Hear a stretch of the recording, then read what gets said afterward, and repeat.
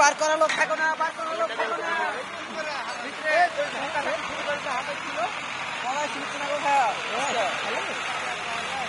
এটা ঠেলা দিতে আসা বাচ্চাটা ওখানে, মাও ওখানে ছিল, ওরাও ধরেছিল, ওই খাদের মধ্যে লাড়া টাড়া আসলো, বাচ্চাটা ওখানে গেদার পড়ে গেছে। চেষ্টা করে উদ্ধার করতে হবে, না হলে তো বাচ্চাটা তো মারা যাবে।